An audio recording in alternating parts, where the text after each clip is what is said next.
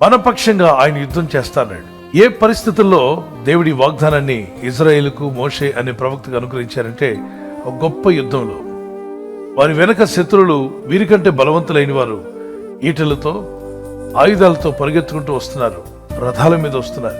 Israel చేతిలో యుద్ధం చేయడానికి ఏమీ లేదు. పిల్లలు, తల్లులు, కుటుంబాలుగా వీరు ప్రయాణం చేసి వెళ్తున్నారు. యుద్ధం చేసే శక్తి వీరికి లేదు. ఆ దినాల్లో ప్రపంచంలోనే బలమైన సైన్యం ఫరో సైన్యం.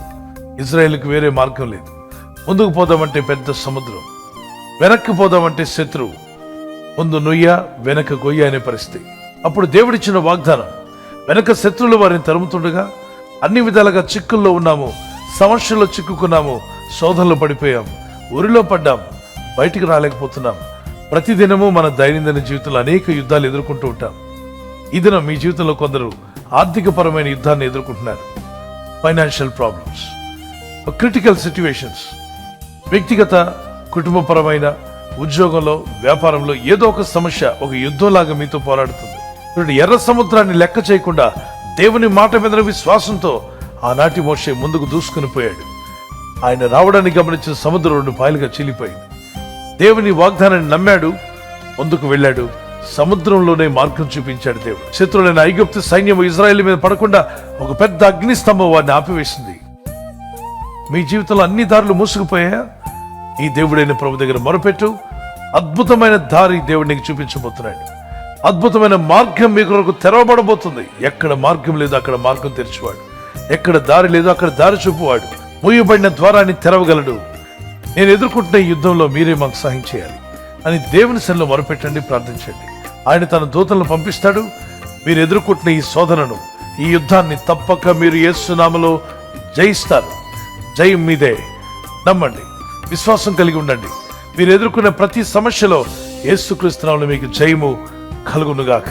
బైబిల్లో భక్తుల వల్ల మీరు కూడా విశ్వాసంతో ప్రార్థిస్తూ నిరీక్షణతో ముందుకు సాగి వెళ్ళండి.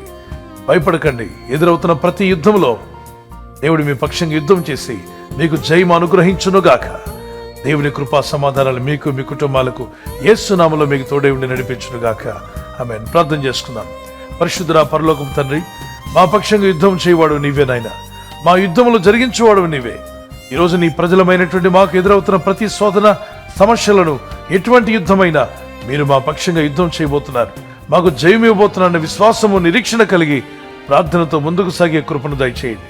ఎదురవుతున్న సమస్యలు చూసి భయపడి బెదరక నిర్భయంగా నిలబడే కృపను మాకు దయచేయండి. నిబ్బరమైన మనసు మాకు ఇవ్వండి. ధైర్యం గల హృదయాన్ని మాకు ఇవ్వండి. విశ్వాసం కలిగి ప్రార్థించే ఆత్మను మాకు దయచేయండి. యుక్తముగా ఎలా ప్రార్థన చేయాలో మాకు నేర్పండి. నీ ప్రజలు ఎవరైతే అనేక విధాలైన యుద్ధాలు ఎదుర్కొంటున్నారో వారికి గొప్ప జయం అనుగ్రహించి మీ నామాన్ని ఘనపరచుకోమని, ఆర్థిక పరమైన వ్యాధి రోగాలతో బాధపడుతున్నవారు, ఫైనాన్షియల్ స్ట్రగుల్స్ లో ఉన్నవారు, ఫిజికల్ సిక్నెస్ తో బాధపడుతున్నవారు, అలాగే ఫ్యామిలీ ప్రాబ్లం, పర్సనల్ ప్రాబ్లం, ఏ సమస్యతో ఉన్నా వారికి యేసు నామములో జయం అనుగ్రహించండి. ఈ రాత్రి నెమ్మదితో పండుకొని సురక్షితంగా కాపాడబడినట్లుగా నీ అగ్ని కంచి వేసి మమ్మల్ని కాపాడండి.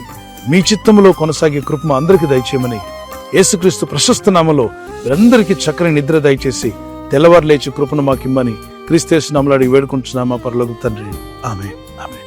ఈ వాగ్దానాన్ని మీతోనే ఉంచుకోకుండా లైక్ చేయండి, షేర్ చేయండి. అనేకులు ఈ యొక్క ఛానల్ సబ్స్క్రైబ్ చేసుకోమని తెలియపరచండి. సబ్స్క్రైబ్ చేయని వారు కూడా సబ్స్క్రైబ్ చేయండి. Good night. God bless you.